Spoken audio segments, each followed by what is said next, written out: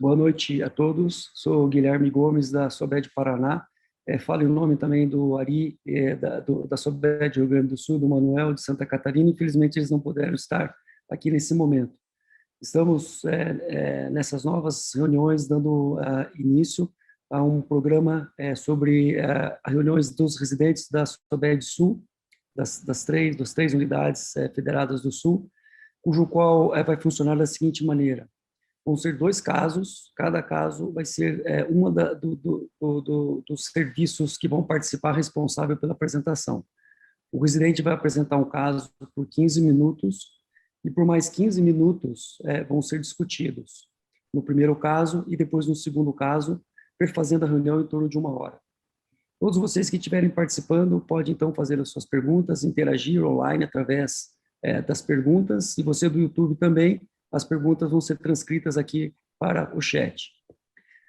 Nessas reuniões, serão sempre nas terceiras quintas-feiras do mês, todos os meses, e todos os serviços dos 3 estados participantes vão ter os seus casos.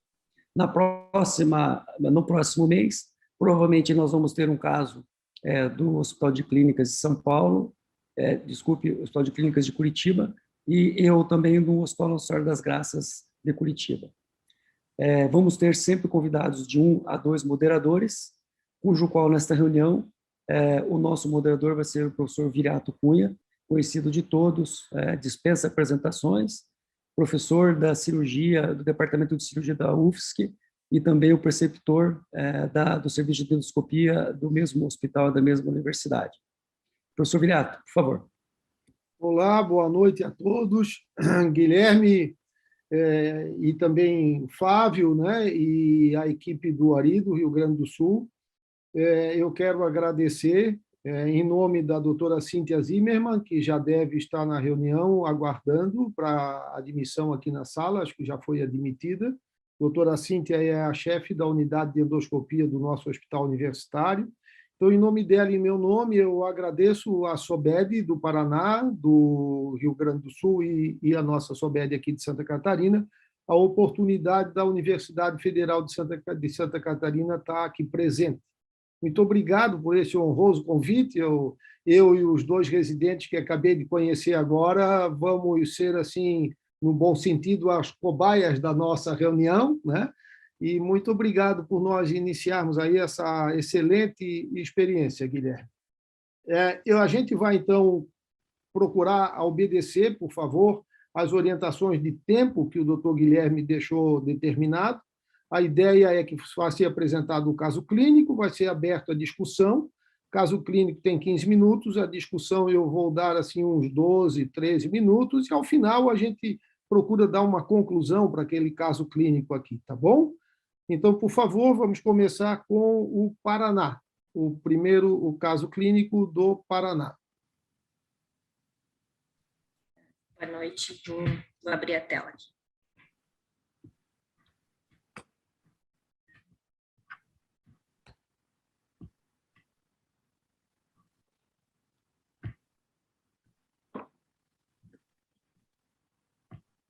Deu certo a minha tela? Está no modo, não está no modo apresentação. Será que consegue botar no modo apresentação?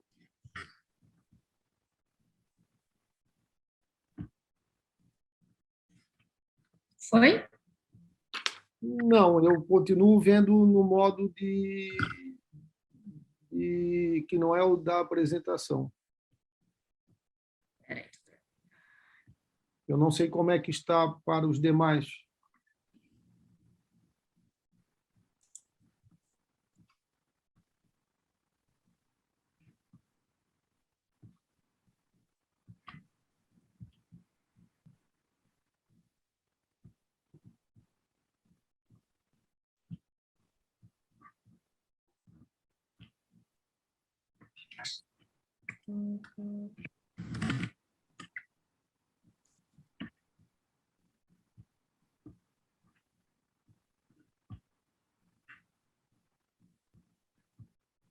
Só um pouquinho.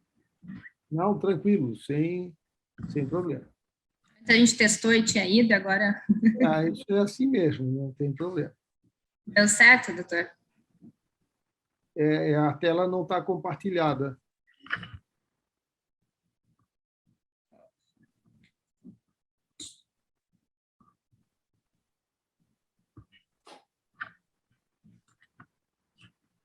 Agora a tela está compartilhada, mas não está no modo apresentação. Mas também não tem nenhum problema, se não conseguir passar para o modo apresentação, vai fazendo assim, né?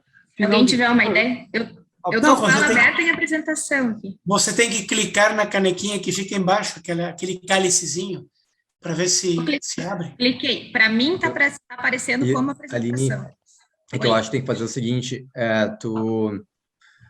tu tira o compartilhamento, tá? E aí tu abre nessa área de modo apresentação, tá? Tá. E aí tu volta depois para a nossa tela do Zoom, tá? E isso tu pode dar um Alt Tab, de repente, né? Se tu quiser. E aí tu vai no compartilhar tela e aí tu abre ela já aberta na apresentação. Se tu abrir no PowerPoint abrir a apresentação por ali, não vai conseguir. Não sei se tu me entendeu. Eu entendi, mas como é que eu abro o Zoom daí? Isso, tem um atalho no teclado que é o Alt Tab, tem essa possibilidade. Que aí vai aparecer tudo que tu tem de tela aberta, entendeu? Então, tu abre a apresentação, dá um Alt Tab, escolhe a gente no Zoom, e aí tu compartilha, vê se funciona para ti assim.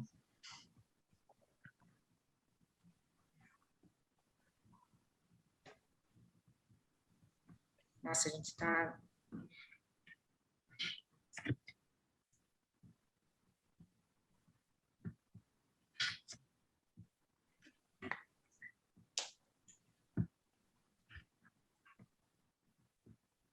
vai ser ato falho aqui, gente, desculpa.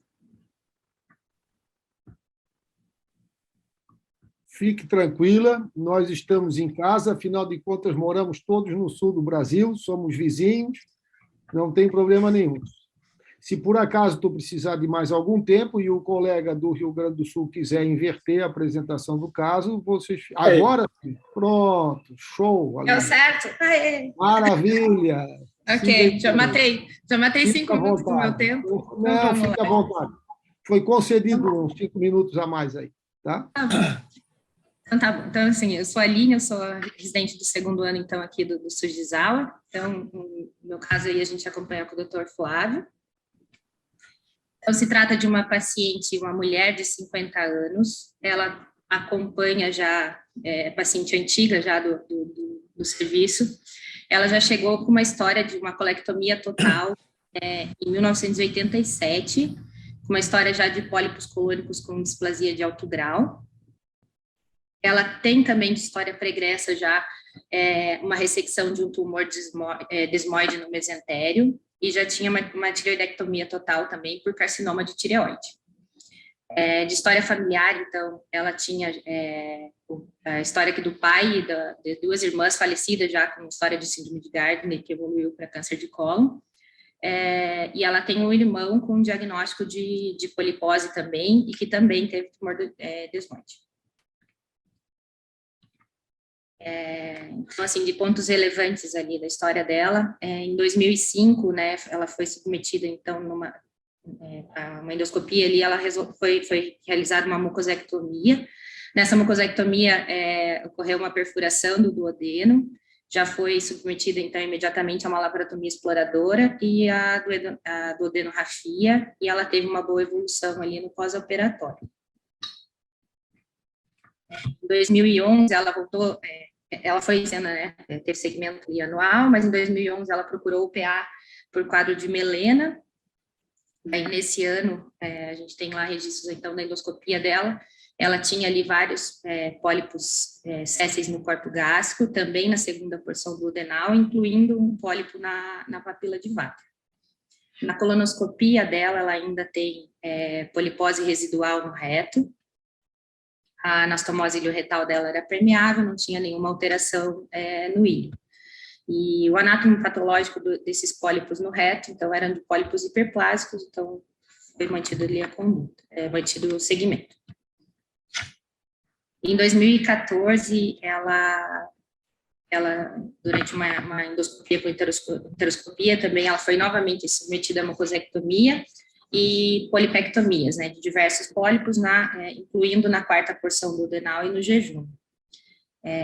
4 dias depois, então, do procedimento, ela retornou ao PA com quadro de dor abdominal e dor em flanco esquerdo.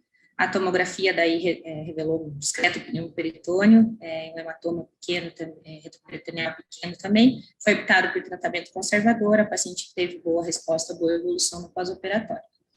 E o anátomo daí desses pólipos, eles vieram, a maioria, né, sem displasia, mas esse da quarta porção veio com focos de displasia epitelial de alto grau. Do jejum, desculpa. De exames mais recentes, então, que a gente tem ali do segmento dela, a última colonoscopia dela foi em agosto do ano passado.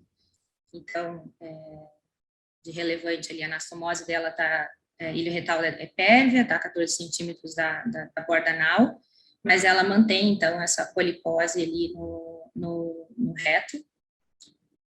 E aí, o anátomo desses pólipos ainda são pólipos hiperplásicos, mantendo segmento. Em dezembro de 2021, também ela fez uma enteroscopia de duplo balão. Infelizmente, eu não tenho as imagens dessa enteroscopia.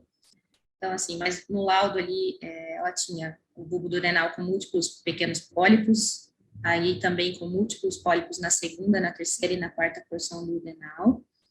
A biópsia desses pólipos vieram como adenoma tubular, sem displasia, mas na quarta porção ela ainda tinha displasia de alto grau. E ela tinha também nessa enteroscopia um pólipo tipo LST no jejum proximal. Esse pólipo foi biopsiado e veio com uma adenoma tubular também, mas sem displasia. A última endoscopia dela, então, com a gente foi em março desse ano agora. Então, ela tem ainda uma polipose no corpo gástrico. Ela foi submetida, então, ela tem ainda, né, esses vários pólipos ali na segunda, terceira e quarta porção duodenal, e aí, baseado no último anátomo lá, que ela tinha a displasia de alto grau, então a gente foi novamente, né, submetida a polipectomias e mucosectomia nesse caso. Aí o resultado da biópsia, dessa vez veio como também adenoma tubular, a maioria deles sem displasia, mas nos pólipos que estavam entre a segunda e terceira porção, e na terceira porção, apareceu displasia multifocal. E aí essa paciente também, assim, nas enteroscopias dela, durante esses anos, assim, o Dr. Flávio, que sempre faz, né, teve dificuldade, assim, então, de realizar, de ir por via anterógrada por causa da história do tumor desmoide. Na retrógrada, uma vez conseguiu chegar do ilho e até o estômago. E o resultado dessas enteroscopias, então, na maioria das vezes, os pólipos do duodeno, alguns vão ter displasia, mas o do jejum sempre foram pólipos pequenos e sem displasia. E é isso.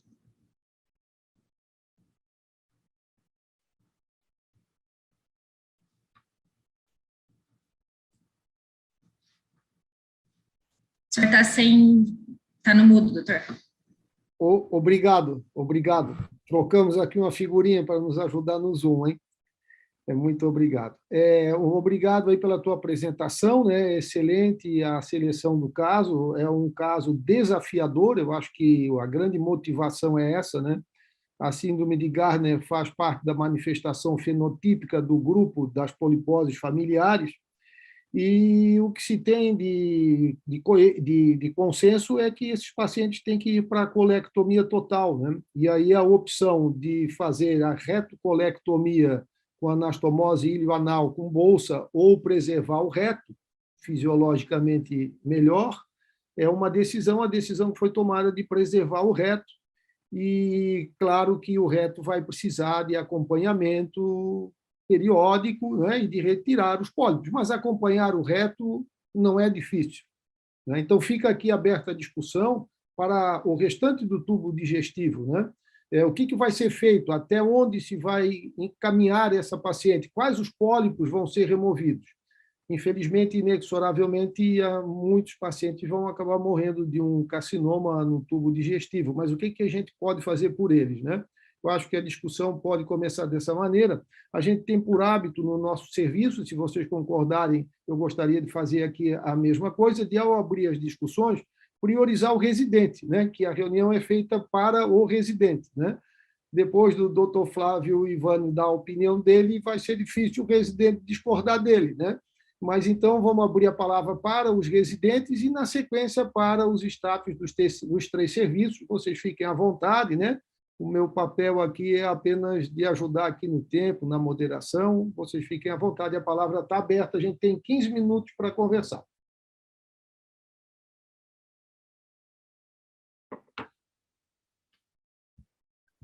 Eu espero que algum residente se manifeste, porque, como eu não sei o nome de todos, eu vou começar chamando os meus, e eles vão ficar bravos comigo, né? Se assim de cara eu já chamar os meus residentes. Alguém do Rio Grande do Sul, algum residente do Rio Grande do Sul quer comentar, por favor, ou quer fazer alguma dúvida, alguma pergunta? Fique completamente à vontade.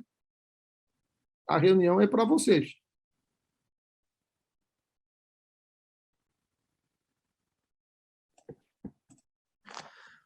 Aline, desculpa, qual a idade da paciente mesmo? 50 anos. 50 anos. Ela já tinha feito a colectomia já em 87. Fez em 9. E pelo que vocês estão acompanhando ali, pelo que eu percebi, então, todas as avaliações de duodeno, em princípio, ela tem áreas displásicas ali, acho que mais displasia de baixo grau, não sei se tinha displasia de alto grau ali. Eventualmente sai displasia de alto grau, multifocal. De alto grau. No duodeno. E só do duodeno, mas ademais ali na progressão da enteroscopia, em princípio, lesões sem áreas displásicas, né?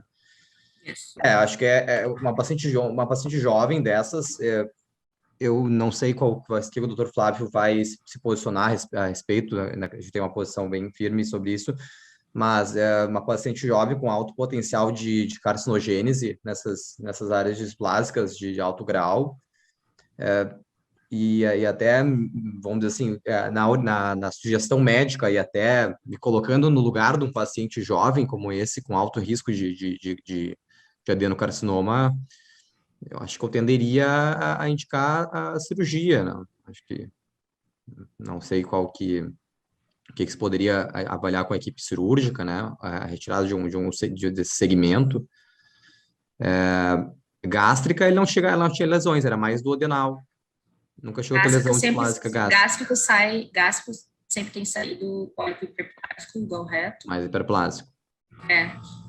Então, a grande dificuldade é que uma coisa é você tirar o colo inteiro. É complexo, mas é uma cirurgia aceitável, né? Fazer uma gastrectomia total, se tiver lesão grave, importante, também, né? Mas uma duodenopancreatectomia é complicado, né? Não, é uma cirurgia muito mais complexa, né? Sem dúvida, né? Que a doença fosse só ali, mas é uma doença difusa, né? Aí não, exato. Vem a pergunta, outra alternativa, né? A gente vai caminhar nesse sentido, a gente teria. Mais algum residente quer se manifestar? Agora a palavra para o Paraná. Claro que não a Aline, é lógico, né? Jandir, eu acho que está chegando a tua vez, Jandir. Vamos fazer como toda reunião, doutor Jandir. Doutor Jandir é nosso residente, o primeiro residente do Centro de Treinamento, depois que foi credenciado pela SOBED, da Universidade Federal de Santa Catarina. A palavra é sua, doutor Jandir. Boa noite a todos, né? O doutor Viriato já fez a minha apresentação, né? Queria primeiro parabenizar a aula da apresentação da Aline, né? Eu como residente também, muitas vezes eu fico nessa angústia aí, pode acontecer esses erros, né, de tecnológicos, né? Mas queria fazer duas questões, né, dois questionamentos, assim. A gente sabe que o Gardner, normalmente o paciente tem algumas alterações fenotípicas, né? Eu não sei, eu acabei entrando com, acho que no início, posso ter perdido um pouco o início da aula, mas se havia alguma alteração fenotípica da paciente dentre extranumerários, alguma característica que marcante do Gardner, né? E outro questionamento dentro do grupo de vocês, assim, no Paraná, vocês estão adotando quanto tempo de vigilância endoscópica para essa paciente em questão, né? O tempo, o intervalo que vocês fazem de endoscopias e colonoscopias para ela? O chefe já pode responder agora? Pode. A palavra está aberta aos staffs. Por favor, fique todo mundo à vontade aí. Vamos, então, dificultar um pouquinho, já que é para os staffs, né? Adianta a gente ficar fazendo exame periódico só para olhar para os pólipos, fazer biópsia e depois ter o resultado da biópsia dos pólipos, ou tem algum recurso tecnológico que a gente pode utilizar para identificar qual daquela dezena, às vezes milhares de pólipos que a gente vai encontrar no tubo digestivo remanescente, qual deles deve ser ressecado?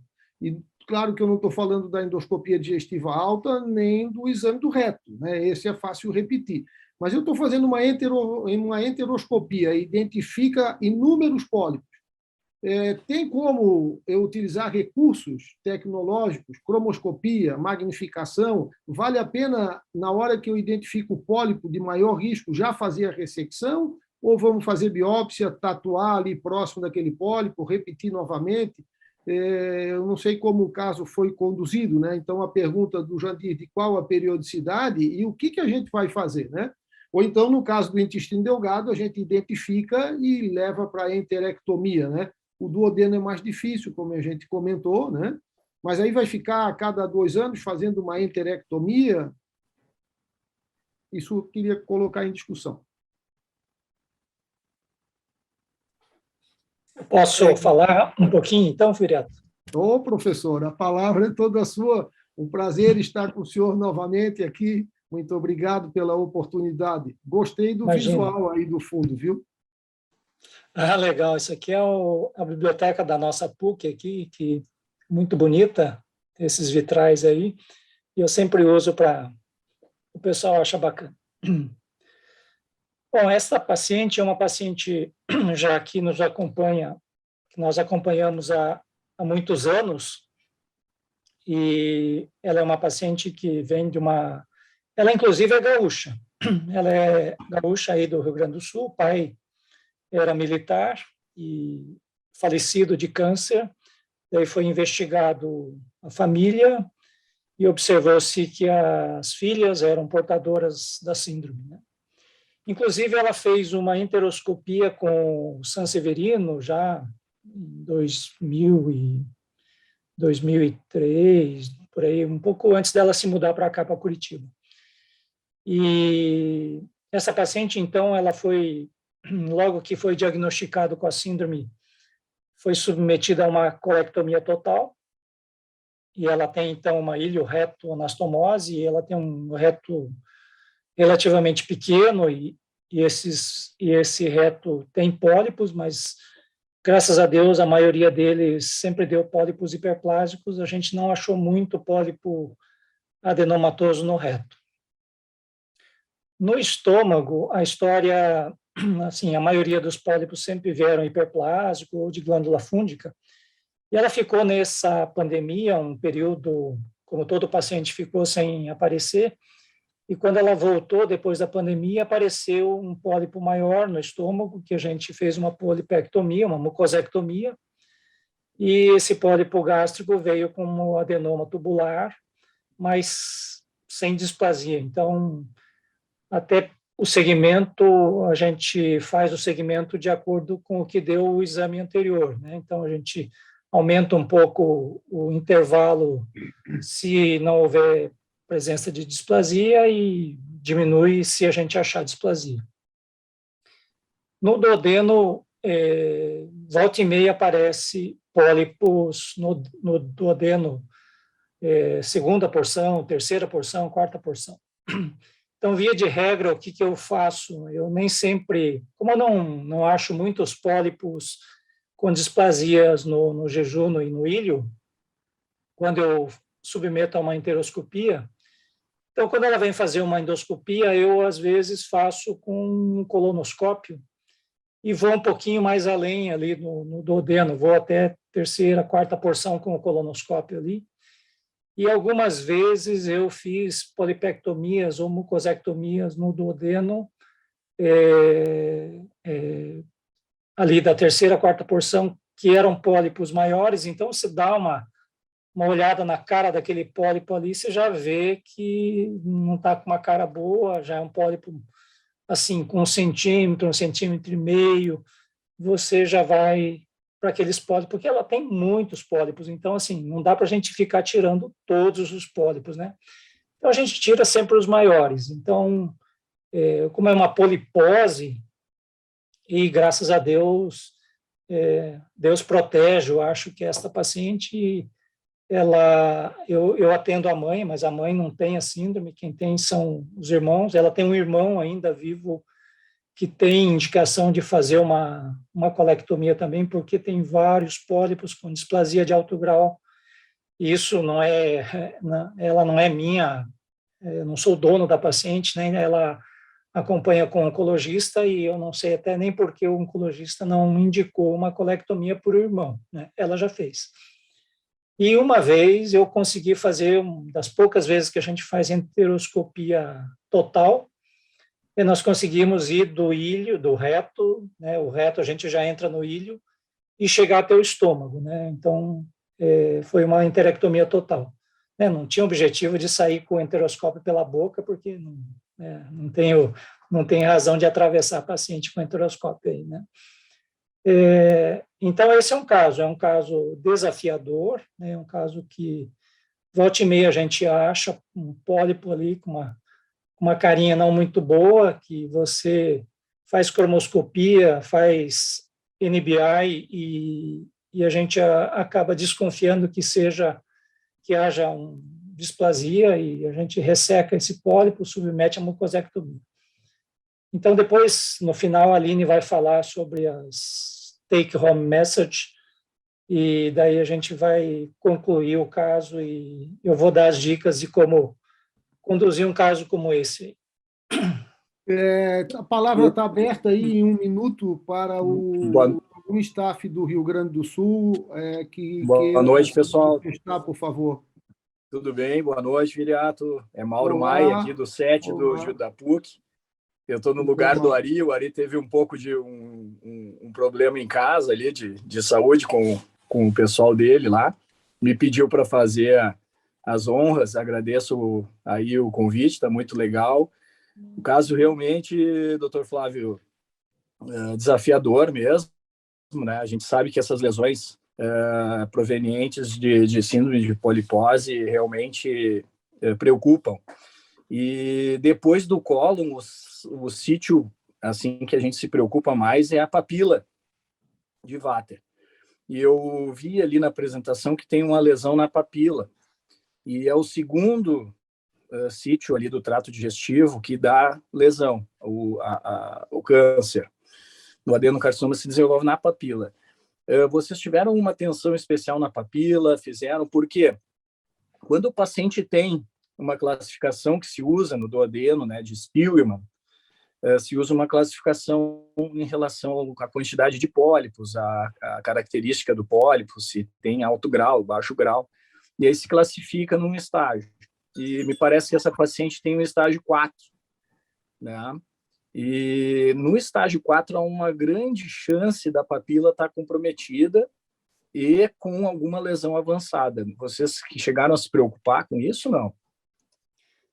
A gente já ressecou pólipos da papila mesmo, nós já fizemos nessa paciente uma papilectomia e a gente acabou fazendo com o duodenoscópio e a gente acabou abrindo essa papila, passando uma prótese para evitar alguma pancreatite pós-papilectomia. Então, realmente, apareceu realmente um pólipo na papila e a gente já ressecou e a gente acompanha essa papila, sim.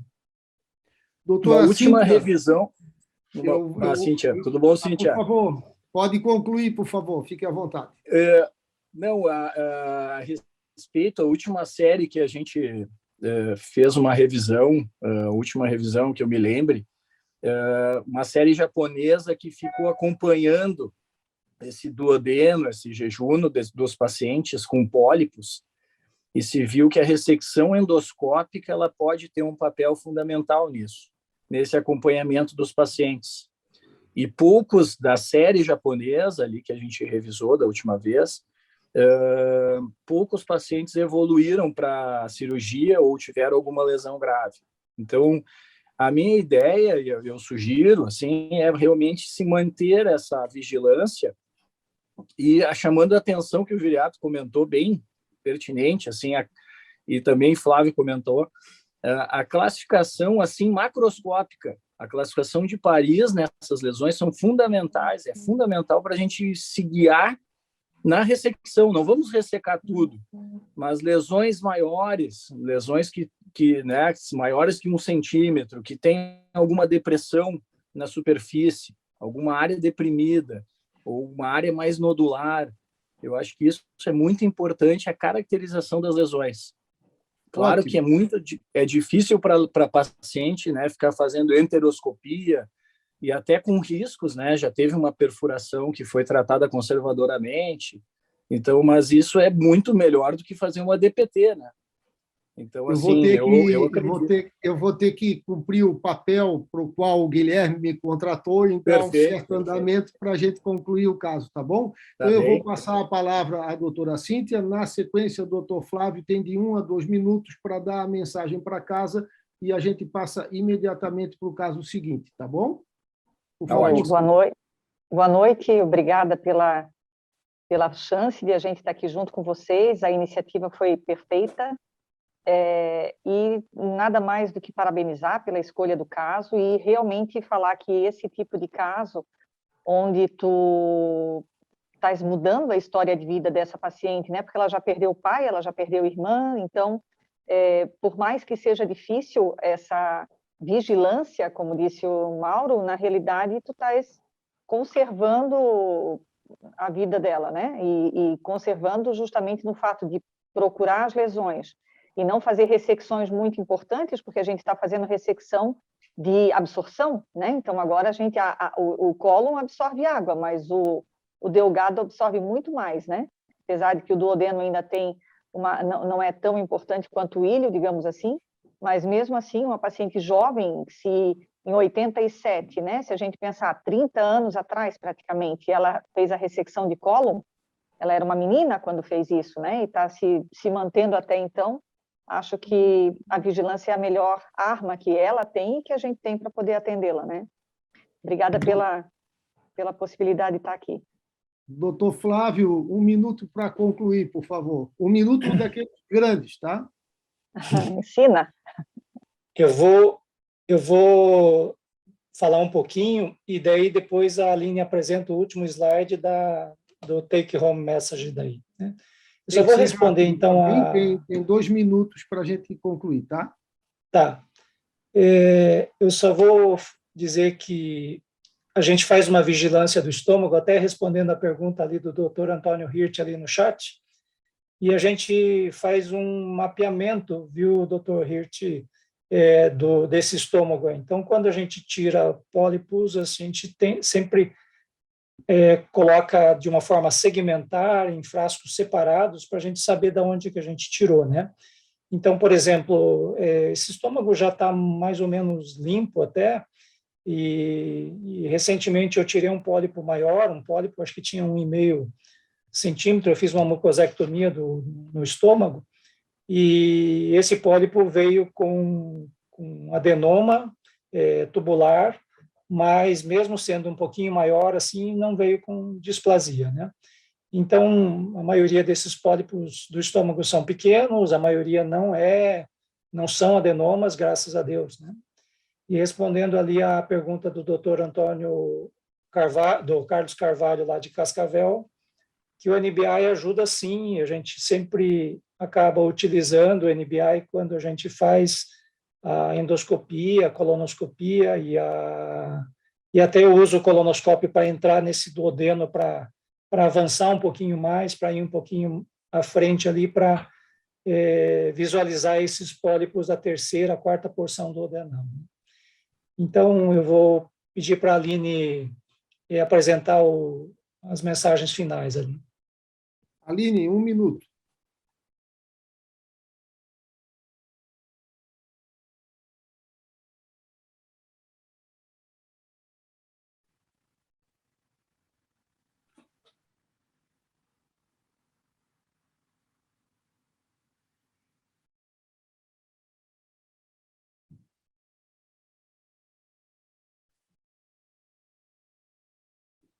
Está sem microfone, Aline.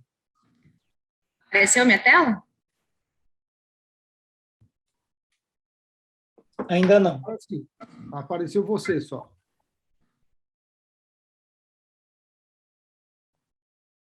Perfeito, Aline. Pode passar. Maravilha, ótimo, por favor. Então, assim, que né, fica ali mensagem aí mesmo. Então, lembrar que a síndrome de Gardner é uma variante então, frequente da polipose adenomatosa então, familiar. Lembrar que polipose com displasia de alto grau no colo é indicação de fazer colectomia total, proctocolectomia. Lembrar de observar ali que os pólipos residuais no reto e estômago, eles geralmente vão ser hiperplásicos, mas que o Dr. Flávio acabou de falar, né, se a gente observar esses pólipos maiores, tem indicação de ressecção, porque não se descarta a formação de adenoma. Os adenomas do duodeno, então, com displasia de alto grau, devem ser submetidos à mucosectomia, mesmo que façam em PICS-1000. E a polipose, então, é uma polipose com necessidade de segmento devido ao alto risco de maligninização. É isso. Obrigada. Ok, vamos para o próximo caso, por favor.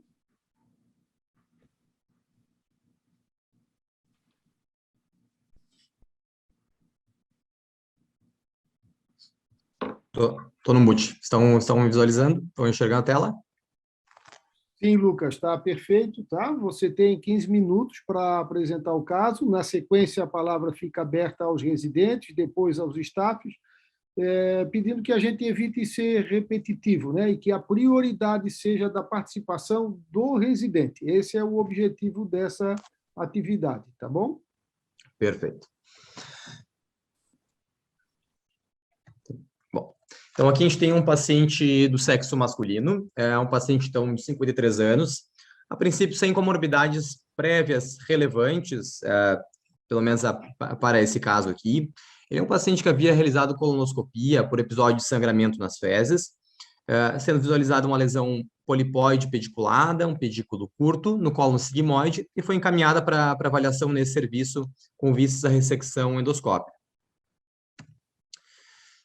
Então, aqui, essa é uma das imagens que a gente tem da lesão. É uma lesão, então, com um pedículo curto, mas um pedículo bem espesso, né? A gente até vê um padrão de chicken skin aqui na base do pedículo, já indicando que possa ter um risco maior de invasão de submucosa. Aqui, então, avaliando a lesão ainda em luz branca, a gente percebe que existe, pela avaliação do padrão de criptas, algumas áreas mais tubulares alongadas, poderiam sugerir um padrão mais 3L, já tem algumas outras áreas com um padrão mais dendrítico, que pudesse estar sugerindo, então, um padrão mais cerebróide, um padrão tipo 4, né? Então, já uma lesão com adenoma, com algum componente viloso. Quando a gente avalia, então, com o LCI, com o nosso aparelho da Fuji, a gente observa nessa imagem que ainda tem um misto, né, de um padrão 3L, padrão alongado, tubular, mas também com algumas áreas tipo 4. Já nessa imagem aqui, a gente consegue observar que tem algumas áreas tipo 4 ainda de cudo, né, mas já tem algumas áreas com um padrão mais desarquitetorizado, padrão mais irregular, né, da mucosa, né, talvez sugerindo um padrão 5I aqui pela nossa avaliação. Quando a gente avalia o padrão vascular pela classificação de JNET, então aqui a gente avalia pelo padrão BLI Bright do aparelho, e até a gente consegue olhar melhor nessa segunda imagem. a gente já vê um padrão vascular mais serpinginoso, vasos mais espessados, dilatados, sugerindo um padrão JNET tipo 2B. Até nesse caso aqui, a gente nem considerou que ele tivesse alguma alteração da sua uniformidade, então ele não tem nenhuma alteração, não é heterogêneo, né? Então a gente consideraria como uma lesão 2B low, não 2B high. E aqui, então, foi optado, como o pedículo era bastante espesso, né, um pedículo não caberia a aplicação de hemoclip ou um endoloop, se optou, então, pela injeção de adrenalina para evitar maiores sangramentos. E, por fim, a retirada da lesão, né, com alça de polipectomia. Ao final do procedimento, como houve algumas áreas de sangramento, se optou por fazer, então, o soft coagulation, né, para estancar alguns pequenos focos de sangramento, que foram feitos de forma bem sucedida. Então, aqui, como a gente observa, né, a descrição uma parte da descrição da colonoscopia. Então, a gente tem essa lesão polipóide grande, cerca de 5 centímetros, pedículo curto e espesso, mostrando até um padrão de chicken skin junto ao pedículo. Na caracterização endoscópica, então, aplicada com cromoscopia com BLA e LCI, associada à magnificação da imagem, evidenciando áreas com padrão de abertura de criptas tipo 4 e 5I, e padrão de capilares tipo 2B nas áreas com criptas indefinidas. Então, isso a gente já acabei descrevendo ali para vocês, né? Foi optado pela injeção da adrenalina no pedículo, previamente a ressecção, e feita a ressecção com alça diatérmica, e assim, após a hemostasia, com a ressecção com o soft coagulation. Essa aqui, então, veio o anátomo patológico, né? A gente até teve uma discussão com a patologista após a análise da peça, né? Ela entrou na nossa última reunião. A gente tem, então, uma lesão, um adenocarcinoma moderadamente diferenciado, invasor, originado de um adenoma vilotubular com displasia de alto grau. Aqui tem sobre a questão da invasão de submucosa, a lesão chega a invadir o pedículo, cerca de 950 micras da submucosa. Não tem invasão vascular, não tem invasão linfocítica, né? Não tem budding tumoral também, né? Conforme consta no laudo, né?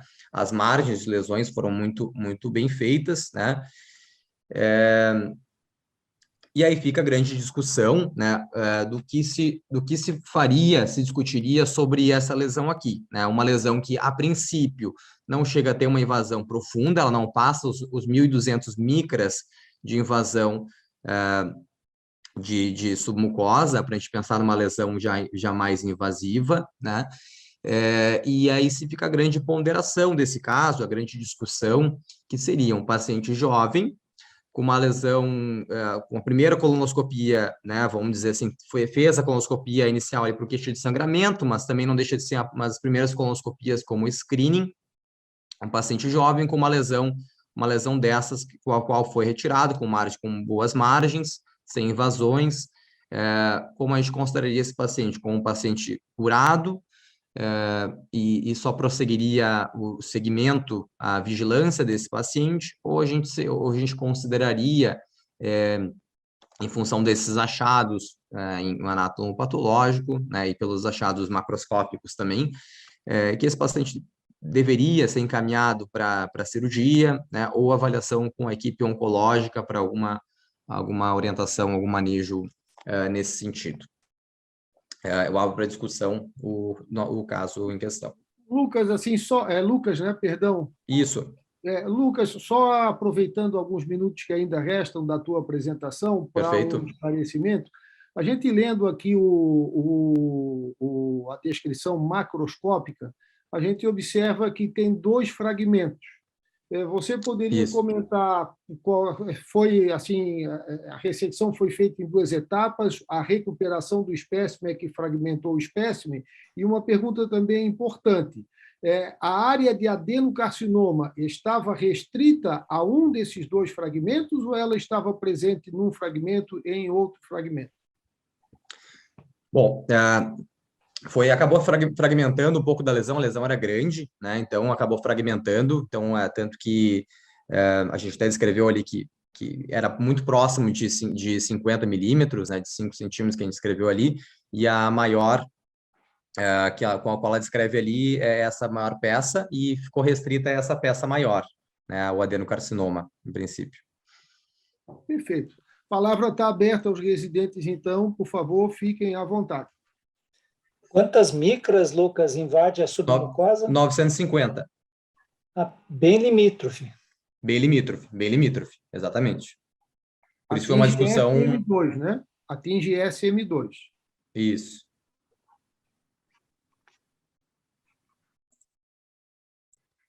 Algum residente quer se manifestar, por favor? A reunião é para vocês. Eu acho que talvez tenham alunos também presentes da graduação, fiquem à vontade também para se manifestarem, né? Não tem problema se as perguntas forem básicas, nós estamos aqui para todos os níveis de discussão. Eu vou perguntar, então. Eu sou a Ana Carolina, sou do SET Sujizal, e a minha pergunta é assim, vi que foi 6 de abril, né, Lucas, que vocês fizeram esse exame. Vocês optaram por tratamento conservador e quanto tempo, mais ou menos, revisão? Oi, Ana, tudo bem? Nesse caso em questão, então, a gente encaminhou para avaliação com a discussão em conjunto com a paciente, discussão com a oncologia, né? E se optou por um tratamento conservador, né? Não se optou por encaminhamento cirúrgico, encaminhamento para... tendo, então, uma avaliação mais breve, né? A gente pode discutir ali o intervalo mais curto, né? Em 3 meses para reavaliação desse caso, né? Mas acaba sendo um segmento mais curto, mais breve, 3 a 6 meses de acompanhamento posterior, né? Mas optado pela não ressecção cirúrgica desse paciente. E uma pergunta agora, não sei quais dos staffs poderiam responder. Como que a gente avalia essa área? Provavelmente a gente vai ver, né, uma área de cicatriz, fibrose, né, da mucosa, mas assim, a cromoscopia seria o suficiente para ver se teria alguma área suspeita, né? Como que seria essa avaliação? Assim? Doutor Mauro quer responder, por favor, fica à vontade. Oi, Ana, tudo bem? Boa pergunta. O caso em questão, que foi realizado no nosso serviço, e o Viriato acho que comentou bem, e perguntou e questionou, uma das questões é a gente ter uma boa ressecabilidade, uma boa ressecção. Então, se nós tivermos uma boa ressecção da peça, e visualmente, e nas fotos eu acho que foi bem feliz em ter mostrado a área de ressecção que ficou, e o laudo anatomopatológico mostrando, então, há uma distância de limite da ressecção, eu não me preocuparia mais no local. O local está resolvido. Localmente, na parede do intestino, não há mais lesão. E isso está descrito no laudo da anatomopatologia. A lesão está envolvida no fragmento que foi ressecado. A grande discussão agora é a gente comentar na chance dessa paciente em ter linfonodos positivos. Então, no momento em que a gente tem alguns dados que nos colocam qual a chance dessa paciente ter linfonodo, existe um número que se coloca na invasão da submucosa, que é de extrema importância para a chance de invasão linfonodal, mais no cólon 1000 micras. Então, a gente tem, e nessa lesão polipoide, a gente pode até estender mais esse limite, por ser polipoide e pediculada, a gente poderia estender para 2000 micras, vamos dizer assim, em alguns relatos. Então, assim, a gente tem esse limite. E tem outras características também no laudo, que é o burden tumoral, a invasão angiolinfática, isso é muito relevante também, não só a invasão da submucosa. Então, isso é muito importante. E a lesão ser mais para bem diferenciada, o que me parece ali que é uma lesão em cima do adenoma com uma diferenciação. moderada, mas que não é um adenocarcinoma indiferenciado. Então, na parede não é mais importante. Eu não preciso fazer uma colonoscopia para olhar a parede. Eu preciso só saber como eu vou seguir essa paciente com imagem, se for optado em segmento. Qual a chance dessa paciente do linfonodo? Coloco em discussão também, gostaria de saber a opinião de vocês para ver qual a chance de linfonodos dessa paciente. Eu acho que é bem interessante essa discussão. Nesse sentido, que realmente é o cerne do caso, e por isso muito interessante a escolha que foi feita, eu gostaria de saber qual é a opinião em relação à conduta conservadora, que até agora está sendo adotada, e abro a palavra, então, aos staffs do Paraná, e, na sequência, eu convidaria o doutor Horácio a fazer os seus comentários. O doutor Horácio é nosso colega de serviço, responsável por coordenar a parte de colonoscopia.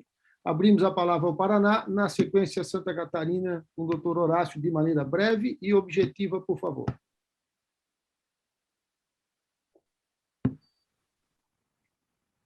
Viriato, posso falar? A palavra é sua, comandante. Desculpe aí, eu acabei tendo que atender uma emergência aqui, vou no cantinho para falar aqui. Primeiramente, parabéns, Lucas, pela apresentação e Mauro, pelos comentários, né, sobre a condução do caso. Eu acho que a gente tem que avaliar de duas maneiras como esse paciente pode evoluir de uma maneira desfavorável. A primeira seria em relação ao recidiva local, e a segunda, em relação à profundidade da lesão, que vai evoluir com linfonodos à distância. Inicialmente, todo paciente que é ressecado de uma forma do tipo PICE-1000, que não seja monobloco, e vem adenocarcinoma, eu sempre tenho uma tendência em mandar o paciente para cirurgia. Ainda mais se tiver moderadamente diferenciado ou indiferenciado. Salvo se você acompanhar o paciente em até no máximo 4 ou 6 meses. Eu já acompanhei alguns pacientes que fizeram ressecção com adenocarcinoma que não foram monobloco, e você vai fazer um controle 1 ano ou 2 anos depois, que está crescendo de volta. Em relação à profundidade, na minha opinião, eu acho que essa paciente tem uma possibilidade muito pequena de ter uma invasão de linfonodos. Uma lesão moderadamente diferenciada, com menos de 1000 micra, e, Mauro, na classificação de Haggett, eu tenho como 3.000 micras, né, nem 2.000 micras. Então, esse paciente tem 950, eu acho que está dentro dos critérios aí de cura. Não tem invasão linfática, moderadamente diferenciada, não tem budding. Então, acho que a chance de ter uma invasão de linfonodos é muito pequena. Como, apesar da lesão não ser tirada em monobloco, e vocês estão acompanhando já 3 meses depois, né, eu concordo com a conduta de ser conservador, né? Pouca chance de invasão linfonodal, e se, pelo fato de não ter sido tirado em monobloco, obrigatório controle em 3 meses, né?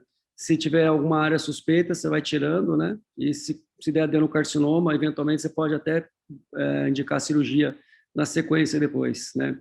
Em relação, só para finalizar, em relação à invasão submucosa, alguns estudos japoneses já têm mostrando que considera-se até a invasão até de 1.500 micra, se tiver um ponto de invasão só.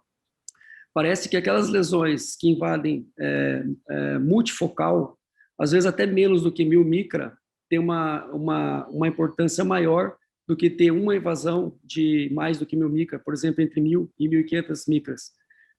As principais lesões que têm essas invasões multifocais são os LSTs não granulares com depressão central. Essas lesões são muito perigosas. Vários estudos japoneses mostram que se você tiver uma lesão dessa de mais do que 2 centímetros, você já pode praticamente indicar cirurgia. Provavelmente vai ser já uma classificação, um 5N, ou até mesmo um 2B ou 3 de, de início. Horácio, Isso aí, por favor, vereador. quer fazer os comentários aí, representando a Universidade Federal de Santa Catarina, doutor Horácio, por favor. Obrigado, doutor Viriato, e cumprimento a todos. Parabenizo aí pela iniciativa, muito interessante mesmo, não apenas para os residentes, isso é uma oportunidade, como para nós, staffs, também nos atualizarmos e discutirmos um pouco entre nós, trocar experiências. Entrando direto no caso aqui, eu acho que por ser uma reunião com residentes, eu vou evitar falar como se fosse numa consulta com o paciente, onde você vai procurar direto na conduta, né? Comendo a sopa pela beirada. Eu acho assim, começando pelo diagnóstico, primeiro parabenizar pelo caso e também pela escolha, porque é fantástico poder ter um caso, como vocês falaram, que bate na trave ali, no limite das 1000 micras, aquela coisa, porque torna a discussão interessante, permite uma polêmica. Eu vou polemizar um pouquinho, né? Eu acho assim, durante a fase diagnóstica, muito importante para os residentes, idealmente, sentir falta de o uso de um corante, o índigo carmim, né? É obrigatório? Não. Eu digo, como uma reunião acadêmica, seria interessante, né? Não que seja uma coisa necessária. Agora, o índigo carmim você não precisa jogar, ou cresio violeta, qualquer coisa, ou azul de metileno, não precisa necessariamente usar. Mas em caso de não usar, a gente fica um pouco limitado para usar classificação de CUDO, porque as criptas não ficam muito evidentes, né? A gente tem essas imagens mostradas, são muito bonitas, muito boas, porém, elas são de cromoscopia eletrônica, com LCI, com BLI, que nos permitem acessar perfeitamente o perfil dos capilares, né, pela classificação JNet, como foi comentado aí. Para CUDO ficou um pouquinho limitado, né? Pelo jeitão da lesão, eu até acho que se fosse usar CUDO, se jogasse o índigo ali, creio eu que a tendência seria que a gente encontrasse um padrão 5 irregular, 5 irregular. Mas, dando um passo atrás ainda no diagnóstico, sem chegar na magnificação, é uma lesão cuja característica macroscópica chama atenção. Você disse, Lucas, muito bem, aquela chicken skin, aquele pontilhado branco em torno da lesão, que, segundo os patologistas, aquilo ali é uma assembleia de células foveolares, é muito comum quando a lesão já malignizou. Embora os adenomas também podem ter, mas geralmente é uma evidência indireta de malignização. Entrando na lesão em si, sem magnificação, vocês percebem que tinha umas áreas, se não ulceradas, ao menos erodidas, com fibrina ali, né? Novamente, isso levanta uma suspeita de que a lesão possa estar penetrando um pouco a mais, né? Então, são indícios. Quanto ao JNet, eu acho que ali tinha umas áreas que dá para classificar, sim, como padrão 2B, mas também tem áreas para padrão 3 ali, porque tinha umas áreas intercalando áreas avasculares com áreas com uma grande ectasia de alguns vasos. Me pareceu que a aberração, a anomalia vascular estava bastante alta. Conclusão disso tudo, somando com o aspecto pós-ressecção, eu achei muito bom, endoscopicamente falando, terapeuticamente falando, perfeito. Dá para observar na base da ressecção claramente a muscular própria, aquela mucosa branquinha ali, aquela superfície branquinha, o que é muito bom, muito interessante num caso como esse. E tanto pelo Horácio, sentido curativo. Sim.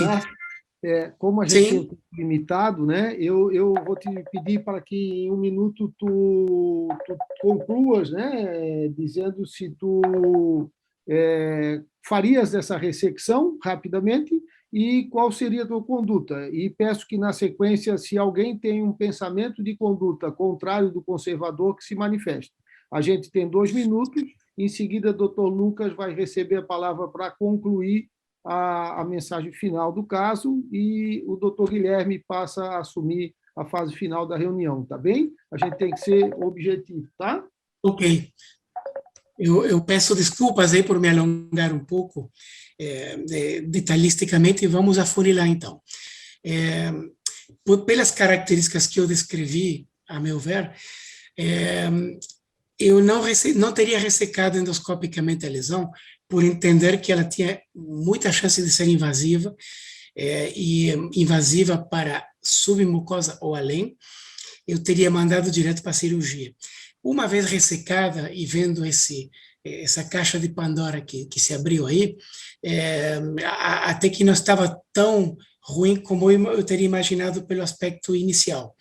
E não é uma crítica à postura, porque eu acho que a ressecção permitiu aprofundar o diagnóstico.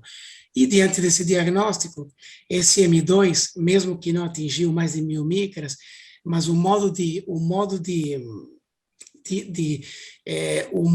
penetração invasivo, porque nem tudo é nível de invasão, também tem um modo de invasão expansivo, aliás. Diante disso e da idade do paciente, eu mandaria operar, porque daqui a pouco ele não vai aparecer.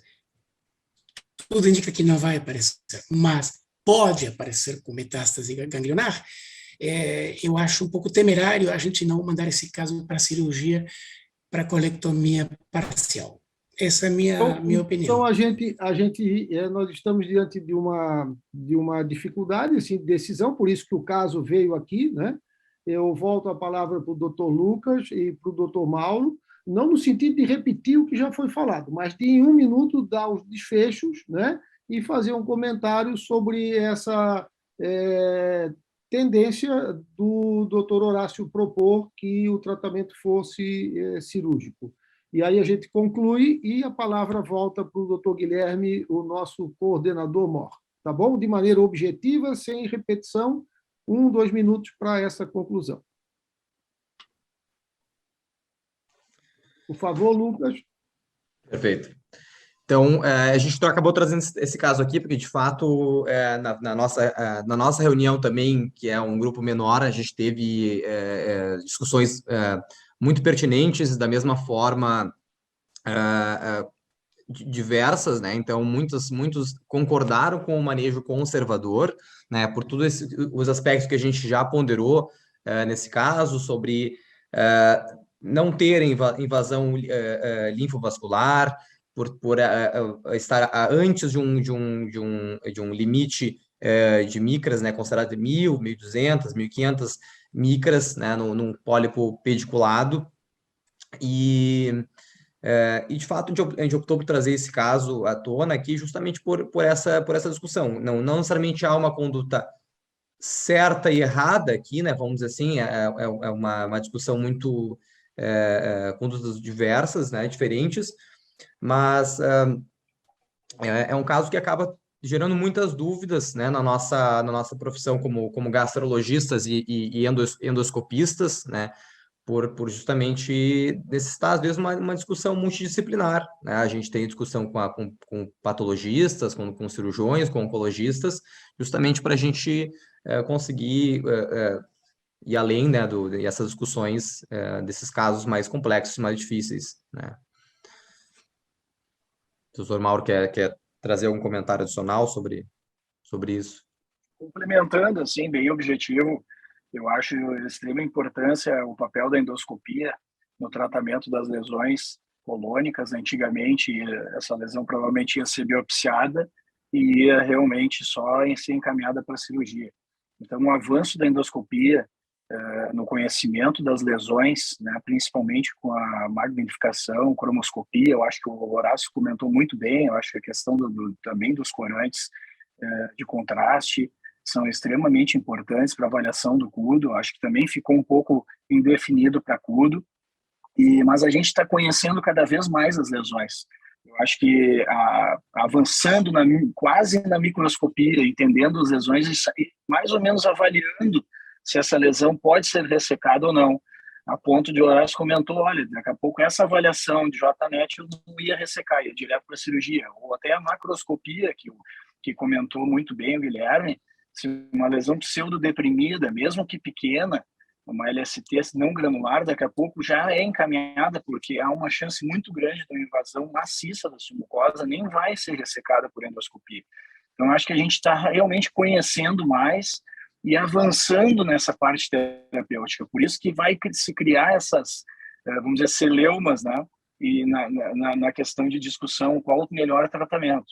Eu acho que esse paciente ficou muito no limite, mas que, ao mesmo tempo, a gente se permite, às vezes, combinar com o paciente a avaliação por imagem, a avaliação local, que eu acho pouco provável, que eu já comentei. Então, eu acho muito importante essa questão, esse avanço nas técnicas que gera esse problema. Mas um problema bom, que é bom, saudável para os nossos pacientes, né? Que mantém o órgão, né? Não faz uma cirurgia mais radical, com riscos cirúrgicos, que não se comentou também, né? Então, eu acho que é isso que é legal dessa discussão. Obrigado pela oportunidade, tá, Viriato e Guilherme, e muito legal aí os casos, bem legal essa participação aí dos residentes. Obrigado, Mauro. Obrigado, Flávio, ao Lucas, à Aline. Devolvo aqui a condução da reunião, então, para o doutor Guilherme. Por favor, Guilherme. Ok, agradeço a presença de todos, acho que foi discussões muito pertinentes da nossa especialidade. Tenho certeza que essa reunião vai ser um sucesso e a gente vai esperar todos para o mês que vem. Gostaria de chamar o Mauro, que está representando o Ari, do Rio Grande do Sul, e o Manuel, eu vi que ele está presente aí, que não falou nada, né, Manuel, que representa a SOBED de Santa Catarina. Então, gostaria de chamar os dois para finalizar a sessão daí. Opa, boa noite a todos. Prazer em revê-los. A iniciativa muito boa, os casos muito legais. Eu até queria, então, lançar mais uma discussão. Aquele aspecto em chicken skin, um pólipo pediculado no sigmoide, que fica se movimentando para cima e para baixo. Será que é só mesmo em invasão maciça de submucosa pela lesão, ou essa movimentação também já pode gerar, pela inflamação da movimentação assim desse pólipo, um aspecto semelhante ao chicken skin? Então, isso também me encoraja em ressecar esse tipo de lesão endoscopicamente. Eu acho que é muito válido, até para ter um espécime melhor para análise, né, histológica, se não for totalmente ressecado. Então, parabenizar a todos e uma boa noite aí. Mauro. Abraço aí, Manuel. Bom te ver. Eu acredito que as lesões com a mucosa, em aspecto de chicken skin, tem um componente também de um fator de crescimento endotelial. Essas lesões sintetizam, e pelo grau de diferenciação, às vezes são lesões mais avançadas e elas precisam ter uma nutrição vascular, então elas vão realmente fazendo um feedback para crescimento endotelial de vasos, e isso o aspecto que fica da mucosa por esses, vamos dizer assim, substâncias, hormônios, né, a mucosa fica também com um aspecto hiperplásico. Então, isso que gera essa dúvida e realmente a lesão ser um pouco mais avançada. Colocaste muito bem. Eu queria aproveitar, né, Guilherme, obrigado mesmo. Eu acabei surgindo na reunião, eu ia ficar de expectante e de, vamos dizer, observador somente, mas o Ari me pediu e eu prontamente participei, né? Vou participar, e o caso é muito legal, eu gosto muito das ressecções, e agradeço então a oportunidade de estar presente aí, revendo os amigos, e parabéns pela iniciativa, que isso aí se perpetue. Muito obrigado. Pessoal, boa noite a todos, então. Até no mês que vem com mais 2 casos. Boa noite.